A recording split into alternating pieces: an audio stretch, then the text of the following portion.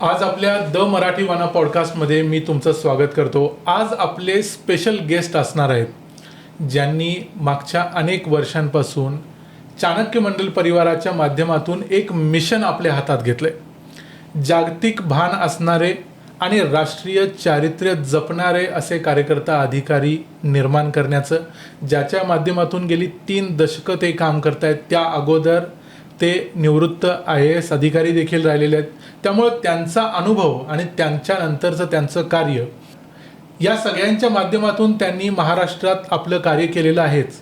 याच्याशिवाय त्यांना आपण यासाठी देखील ओळखतो की आंतरराष्ट्रीय राजकारणाची ओळख असणारे आणि त्याला अत्यंत जवळीकीनं समजणारे महाराष्ट्रातले जे अत्यंत कमी लोक आहेत त्याच्यापैकी एक जुने आणि ज्याला आपण नवीन परिभाषेमध्ये ओजी म्हणतो, हे असे ओजी असणारे जिओ पॉलिटिक्समधले निवृत्त माजी सनदी अधिकारी अविनाश धर्माधिकारी.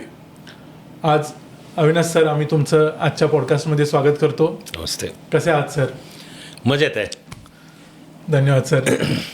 आपल्या आजूबाजूला आत्ताचं जे जागतिक वातावरण आहे हे जर बघितलं तर अगदी पंतप्रधानांना देखील आता लोकांना आवाहन करावं लागलं की या सगळ्या गोष्टी कमी करा किंवा गोल्ड वापरू नका, क्रूड ऑइलचं भार कमी करा.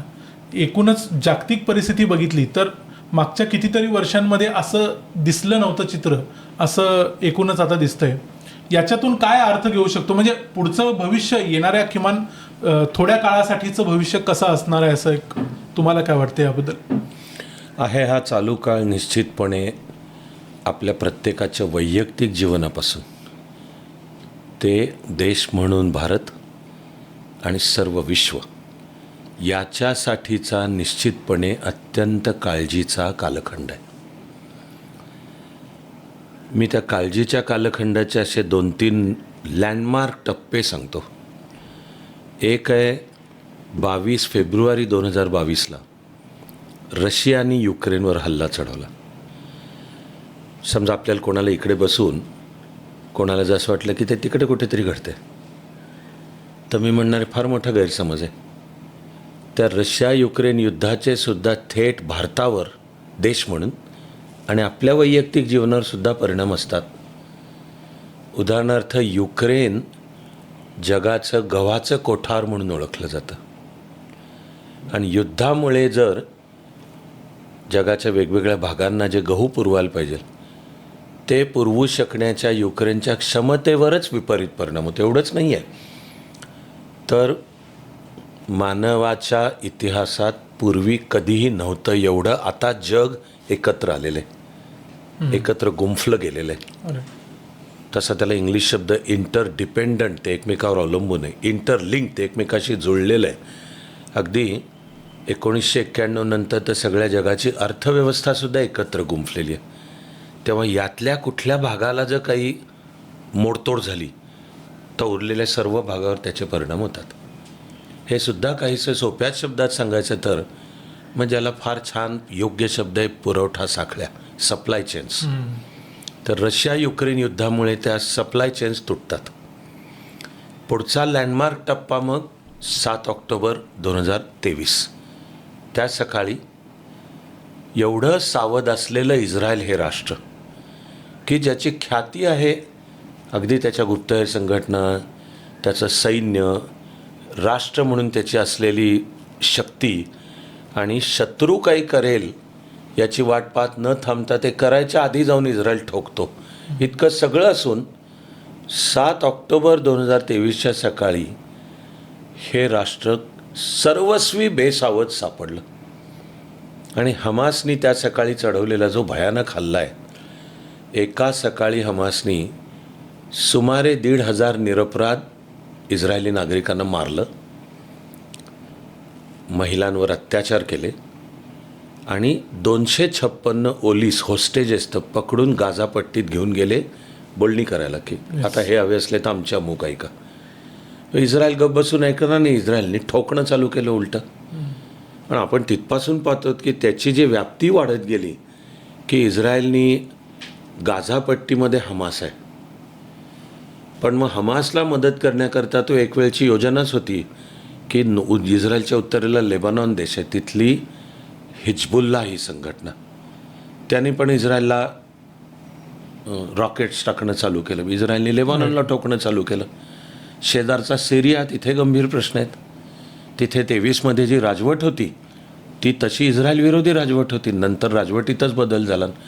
या सगळ्यांचा खरा मास्टर माइंडच इराण आहे की हमासला रॉकेट्स पुरवणे, पैसा देणे, तळ मिळवून देणे, प्रशिक्षण घेणे, या सगळ्यामध्ये वाटा इराणचा आहे. आणि मग तो चॅप्टर सगळ्यात गंभीर बनला एक गेल्या वर्षी 2025, 12 दिवस आहे ते युद्ध, जून 2025मध्ये 12 दिवसांचं, की अमेरिका आणि इस्रायलनी एका वेळी इराणवर बॉम्बिंग केलं. आता तेवढ्यावर थांबलं नाही. मग एक गंभीर युद्ध चालू झालं 28 फेब्रुवारीपासून, की ज्या सकाळी त्यांनी तेहरानमध्ये एका वास्तूवर बॉम्बिंग करून, पण निम्म सरकार त्यांचं बसल्या जागी, स्वतः अयातुल्ला खामेनेई सकट इराणच्या सरकारमधले निम्मे तर मारलेच गेले. मग आता त्याचा परिणाम, जे इराणमधनं जगाचा तेलाचा व्यापार ज्या खाडीतून चालतो, इंग्लिश नव्हे पर्शियन गल्फ, ती पूर्ण खाडी, आणि ती अरेबियन उपसागराला जी मिळते, जो हिंद महासागराचा भाग आहे, त्याला मिळण्यापूर्वी एका ठिकाणी आधी अशी खूप निमुळती होत येते. ती फक्त 23 किलोमीटर येते अंतर. पण जगाचा तेलाचा व्यापार चालतो ना तिथनं. आणि मग ते सौदी अरेबिया असू दे, UAE, हे जे 6 आहेत वेगवेगळे राज्य, ती एकत्र येऊन युनायटेड अरब एमिरेट, किंवा मग ओमान आहे, असं ते सगळं अडतं. मग होर्मुजवर इराणनी ताबा मिळवला. पाण सुरुंग पेरले तिथे, की इथनं वाहतूक चालू नाही देणार. मग आता हा जो बुद्धिबळाचा युद्धशास्त्रातला डाव चालतो, त्याच्यात अमेरिकेने इराणवर मात करायला, आम्ही तुमची होर्मुजची खाडी पण आम्ही ब्लॉक करतो. पण मग त्या सगळ्याचा परिणाम जगाच्या तेलाच्या व्यापारावर होतो. आजचं एक सत्य आहे की आपल्या वैयक्तिक आयुष्यापासनं, मी म्हणालो तसं भारत देश हे सारं विश्वचं ऊर्जेचं मुख्य साधनच तेल आहे. तेलाचे भाव वाढले तर, एक तेलाचे भाव वाढले तर जीवनाच्या सर्व क्षेत्रात सर्व गोष्टींचे भाव वाढतात. आणि ह्या गोष्टी किती गंभीर आहेतचं ज्या अनेक जाणकारांनी एक फार करेक्ट वर्णन केलं आहे. 1973मध्ये, म्हणजे आता त्याला 50 वर्षही होऊन गेली, त्यावेळेचं एक अरब इस्रायल युद्ध झालं, ज्याला ओळखलं जातं योम किप्पूर युद्ध. हे 6 ऑक्टोबर 1973ला सुरू झालं होतं. आणि आत्ता 7 ऑक्टोबरला 2023मध्ये जसा हमासने हल्ला केला, तो सुद्धा इस्रायलचा सण आहे, योम किप्पूर असं त्या सणाचं नाव आहे. तो सण आहे, तो एक प्रकारची ती जूनची दिवाळी आहे. आणि एक पवित्र सण असतो. सुट्टीचे दिवस असतात, सगळे कुटुंबात एकत्र येतात, जमतात, वेगवेगळे ज्यूइश धार्मिक विधी करतात, एकत्र जेवतात, नाचतात, अशा सर्व. तर 6 ऑक्टोबर 1973ला इस्रायलच्या भोवतीचे सर्व अरब राष्ट्र एका वेळी, आणि तीसुद्धा त्यांनी तयारी अशा गुप्ततेने केली की इस्रायलला पत्ताच लागला नाही, पण ते युद्ध चालू झालं. ते एकमेव असं युद्ध आहे की ज्यावेळी इस्रायल हरण्याच्या उंबरठ्यावर होतं. मग वस्तुस्थिती की इस्रायलनी त्यावेळी मग जगाला सांगितलं की आता आमच्या जीवावर आलंय, आम्हाला अणुबॉम्बचा विचार करावा लागेल. ते युद्ध 6 ऑक्टोबर 1973. मी सांगायचं कारण काय, तर हे जे अरब देश आहेत तेल उत्पादक, एक तर त्यांची संघटना खूप आधीपासून आहे, फार 1966ची OPEC, oil and petroleum exporting countries, ही सगळी तेल उत्पादक हे कार्टेल आहे की जगातल्या तेलाच्या भावावर नियंत्रण ठेवता आलं पाहिजे. त्यामुळे मागणी पुरवठ्याच्या सिद्धांतानुसार किती तेलाचं उत्पादन करायचं, किती पुरवठा चालू ठेवायचा, कुठे आवळता घ्यायचा, आहे ते सगळे एका वेळी ठरवतात.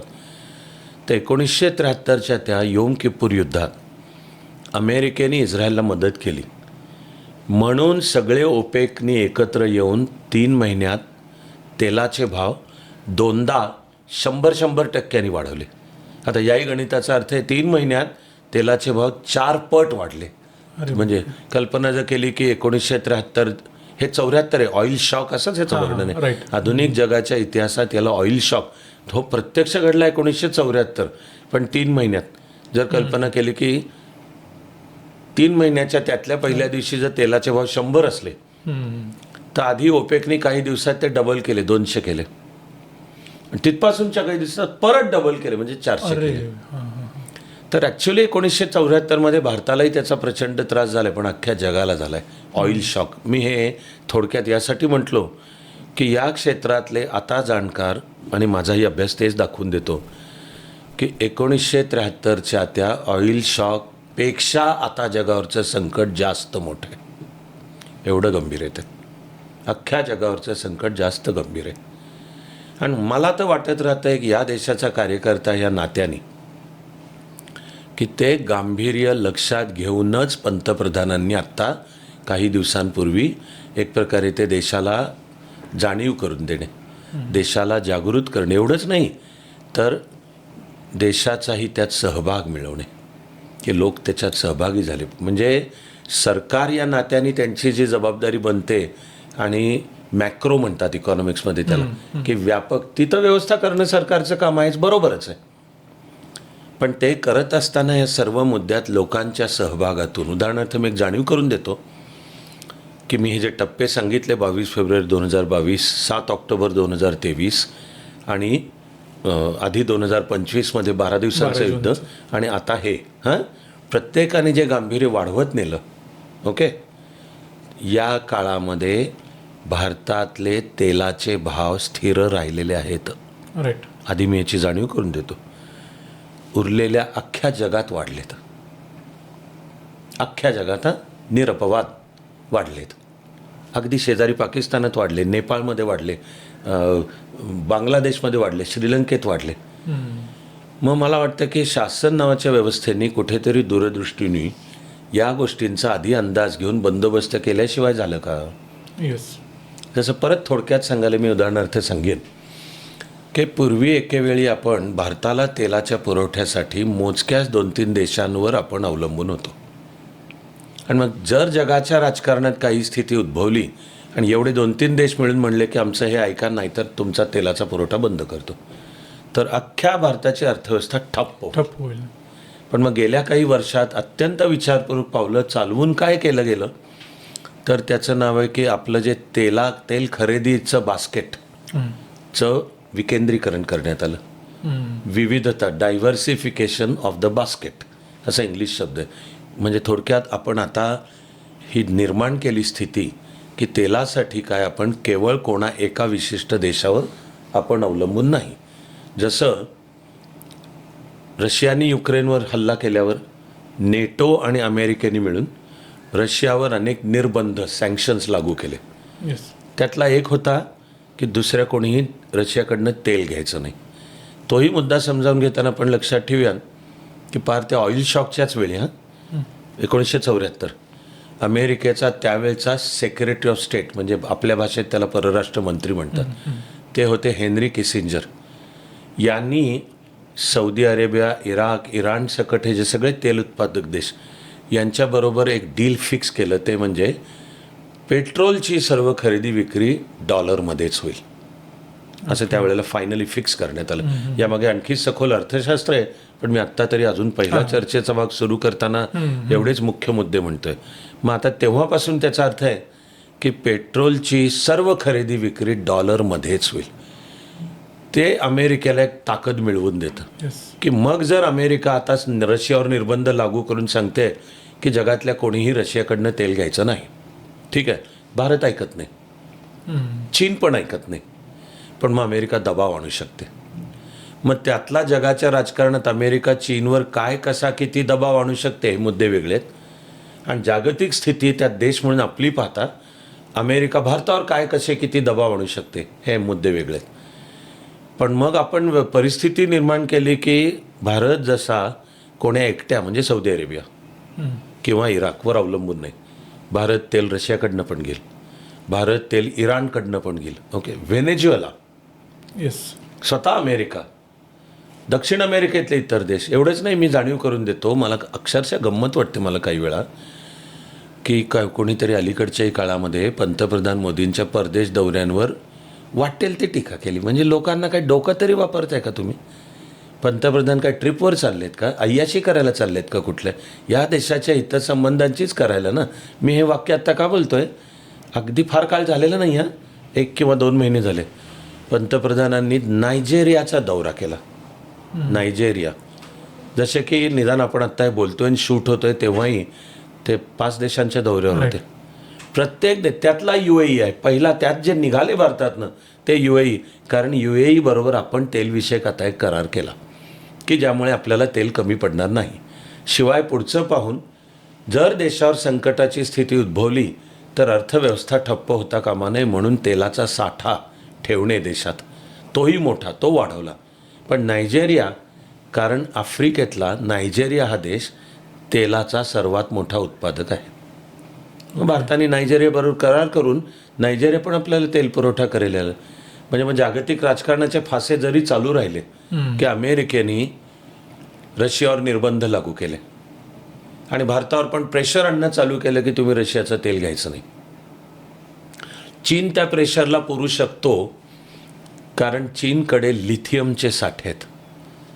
आणि लिथियम आता जगातले माहिती असलेले 80% जास्त साठे चीनकडे आहेत. आणि ऊर्जेचे पर्यायी स्रोत जर शोधायचे म्हणजे पेट्रोलवरचं अवलंबून राहणं कमी करायचं तर शास्त्रीय उत्तर आहे इलेक्ट्रिक व्हेकलमध्ये. त्या EVची जी बॅटरी तिचं मूलद्रव्य आहे लिथियम, ते चीनकडे. मग अमेरिका जर चीनला काही डोळे मोठे करू म्हणेल तर चीन सांगतं मग लिथियम बंद करतो. जे केलं त्यांनी गेले 2 वर्षात. अशी वेळ आहे की ट्रम्प पुन्हा राष्ट्राध्यक्ष जे झाले जानेवारी 2025 त्यांनी चीनवर टॅरिफ लागू केले फार 245%. चीन गप्प बसलं. चीन म्हणलं ठीक आहे लावायचे तेवढे लावा, आम्ही तुम्हाला हा पुरवठा थांबवतो. की ट्रम्प जागेवर येतात. अगदी आत्ता 2 दिवसापूर्वी झालेली भेट. त्या तुलनेमध्ये अमेरिका भारतावर आणू शकते दबाव. आपलं काम आहे त्याला पुरून उरणे. मग इराण धरा तुम्ही समजा. आता इराण अमेरिका संघर्ष हे दीर्घकाळचा आहे. दुसऱ्या महायुद्धानंतर असं नेमकेपणाने सांगायचं तर निदान 1951-52 पासून तर अमेरिका इराण अखंड संघर्ष चालू आहे. आणि परस्परांवर विश्वास नाही आहे, ती शत्रुत्वाचीच भावना आहे. त्यातही इराणमध्ये 1978-79 मध्ये जी इस्लामिक क्रांती झाली त्याचा क्रांतीचा प्रमुख आणि अयातुल्ला खामेनेईंच्या आधीचा नेता अयातुल्ला खोमेनी यांनी तर इराणमधली इस्लामिक क्रांती यशस्वी झाल्यावर सांगितलं आमचा शत्रू नंबर 1 अमेरिका. आणि इस्लामिक भाषेत सुद्धा जी सगळ्यात मोठी एक प्रकारची शिवीच आहे म्हणजे सैतान, ग्रेट सेटन म्हणून हे खोमेनींनी अमेरिकेकरता वापरले. मग अमेरिका इराणवर दबाव आणते, इराणवर निर्बंध लागू करते. अशा काळात इराण त्यांचा अण्वस्त्रांचा कार्यक्रम करू म्हणते तर अमेरिका सांगते हो नाही देणार. ते आत्ताच्या युद्धाचं कारण आहे. पण त्याचा भाग आहे की अमेरिका मग जगात भारतासकट सांगते इराणकडनं कोणी तेल घ्यायचं नाही. आता या निर्बंधांना सुद्धा अमेरिकेने अपवाद करून काही काळासाठी भारताला दिली होती परवानगी. आणि मग ती सुद्धा डॉलरमध्ये न करता रुपयामध्ये ही होती. पण आजच्या तारखेला आता 1974 पेक्षा मोठा ऑइल शॉक, त्याचा जागतिक अर्थव्यवस्थेवर परिणाम. आणि मग देश म्हणून सांभाळताना तुम्ही सरकार म्हणून धोरणं कराच बरोबर आहे, पण जनतेला पण जागं करून त्यात सहभागी होण्याचं. माझ्या मनात एकच हे पहिल्यांदा सुद्धा जेव्हा मी ऐकलं लक्षपूर्वक की पंतप्रधान देशाला उद्देशून काय सांगतायत आणि नंतर माझ्या कामाचा भाग म्हणून यावर टीका करणाऱ्यांना काय म्हणायचं आहे, तेव्हापासून सुद्धा माझ्या डोक्यात येत होतं 1965 मध्ये झालेलं काश्मीरवरनं भारत-पाकिस्तान युद्ध की ज्याच्यात भारताने पाकिस्तानला ठोकलाय. आपलं सैन्य लाहोरच्या सीमेपर्यंत पोचलं होतं. पण वस्तुस्थिती आहे की त्याही वेळच्या जागतिक राजकारणात आपल्यावर त्याही वेळच्या दोन्ही जागतिक महासत्तांनी दबाव आणला आणि त्यातून ताशकंद जे आत्ताच्या उझबेकिस्तान, तो त्यावेळी सोव्हिएट रशियाचा भाग होता, ताशकंदला परिषद झाली. आणि आपले पंतप्रधान लालबहादूर शास्त्रीजी यांची सुद्धा तशी इच्छा नव्हती, पण त्यांना त्या ताशकंद करारावर सही करावी लागली. ओके, का करावी लागलीचं एक मुख्य कारण आहे, भारत त्यावेळी अन्नधान्याच्या बाबतीत स्वयंपूर्ण नव्हता. अगदी रोजचं लोकांचं 2 वेळचं खाण्यासाठी आपल्याला गहू आयात करावा लागायचा. आपलं दुःखाचीच गोष्ट आहे की अमेरिका आपल्याला त्यावेळी जे गहू द्यायची ते अमेरिकेमध्ये जे डुकरांना सुद्धा खाऊ घालत नाही तो गहू अमेरिका भारताला देत होती, पण अटी घालत होते. कारण जागतिक राजकारणे असं चालतं, इथं नंगा नाचच आहे तो. तिथे अमेरिकेने आणि रशियाने मिळून भारतावर दबाव आणला की जरा ह्याच्यावर सही करा, नाहीतर मग गव्हाचा पुरवठा थांबवा. आता लक्षात घ्या की त्यावेळी युक्रेनही रशियात आहे. भारत अन्नधान्याच्या बाबतीत स्वयंपूर्ण नाही. तेव्हा आपल्या सैनिकांनी तर महापराक्रम केला, युद्ध तर आपल्याला जिंकून दिलं, पण करार मान्य करून जिंकलेला भाग पाकिस्तानला द्यावा लागला, ही वस्तुस्थिती आहे. हां, तरी मी हे थोडक्यात सांगितलं. का सांगितलं तर दुसऱ्या दिवशी म्हणजे 9 जानेवारीच आपलं एक फार मोठं दुर्दैव आहे की दुसऱ्या दिवशीच्या पहाटे शास्त्रीजी बोललं जातं. हृदयविकार, माझा विश्वास नाही आहे, पण तो मुद्दा वेगळा आहे. बरोबर. वस्तुस्थिती आहे की शास्त्रीजी आपल्यातून 10 जानेवारीला गेले तिकडे, पण त्यांनी जाण्यापूर्वी ताश्कंदमधून एक देशाला उद्देशून आवाहन केलं होतं की प्रत्येक भारतीय आणि कुटुंबांनी जर आठवड्यातलं एक जेवण जेवायचं नाही, म्हणजे उपास ही जी आपली भारतीय सांस्कृतिकच कल्पना की ती पवित्र मानली जाते. उपास ही ईश्वराची आराधना आहे. तर शास्त्रीजींनी तिकडून आवाहन केलं होतं की जर सर्व भारतीयांनी आठवड्यातलं एक वेळचं जेवण सोडलं तर आपली ही जी गव्हाच्या आयातीसाठी यांच्यावरचं होते बंद होईल. हां, माझं मत आहे, मी त्यावेळी लहान मुलगा होतो, पण मला लक्षात आहे आणि मला त्यावेळच्या राजकारणातही लक्षात येते की जे कोणी त्यावेळचे विरोधी पक्ष यांनी या आवाहनाचं स्वागत केलं होतं, हे या आव्हानाच्या पाठीशी उभे राहिले होते. आणि हा देशभक्तीचा मुद्दा आहे. आपल्याला अन्नधान्याचं कमी करायचं तर एक वेळचा. मला आज दिसतंय की पंतप्रधान देशाचा नेता या नात्याने एक बुवा जगावरचं हे संकट आहे, शासन म्हणून आम्ही करायचं ते करू, पण आता हे ओळखून जर सामान्य नागरिकाचाही सहभाग मिळाला तर आपल्याला यावर मात तर उठून त्याच्यावर काही वेडीवाकडी. माझं म्हणणं लोकशाही आहे, विरोधकांचाही आदरच झाला पाहिजे. तुम्ही मुद्दे अभ्यासपूर्ण तरी मांडा. तर तुम्ही जो संदर्भ दिला ते मुद्दे, मी सहज एक छोटं उदाहरण बोलून हा पहिला भाग थांबवतो.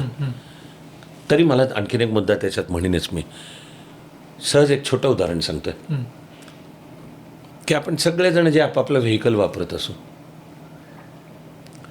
प्रत्येकाने जर 1 लिटर जरी वाचवला, 1 लिटर वाचवलं, जसं मी म्हणतो पंतप्रधान म्हणाले की एक वर्षभरासाठी जमलं तर विदेशचे दौरे करू नका. का करू नका? कारण आपण तिथे कष्टाने कमवलेलं परकीय चलन आपण त्यामध्ये खर्च करतो. हे ज्या स्केलवर लक्षात घ्या की ते जर खरं तर भारताचे अब्जावधी डॉलर्स वाचतील की एक नागरिक कुटुंब त्यांनी ठरवलं. आणि बरं, मग त्या बदल्यात म्हणाले की तुम्हाला जे जायचं पर्यटनाला ते देशांतर्गतच जा. मग अरे, जे अब्जावधी डॉलर आपण परकी दौऱ्यांमध्ये दुसऱ्या देशाला देतो, त्याऐवजी एकीकडे ते डॉलर वाचले. प्रवास देशांतर्गतच झाल्यामुळे डॉलर तर वाचले, आहे तो खर्च रुपयातला आहे, पण देशांतर्गत व्यवसायाला चालना मिळणार आहे ना. आम्ही देशांतर्गत जेवढे पर्यटन करू तेवढ्या तरुणांना रोजगार मिळणार आहे, तेवढ्या ट्रॅव्हल कंपन्या काम करणार आहेत, तेवढे बसेस, तेवढी विमानं, तेवढं अशीच सगळी हे आहे त्याचे चालना.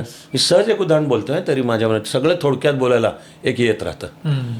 हा शेजारी एक छोटासा देश मालदीव्स, तिचा जो कोणी आत्ता अध्यक्ष आहे त्यांनी निवडणूक लढवली भारत विरोधाच्या मुद्द्यावर, इंडिया गेट आउट.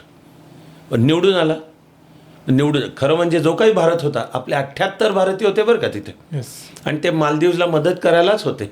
मालदीव्सला पिण्याच्या पाण्याची समस्या आहे, ते पाणी भारत देतो.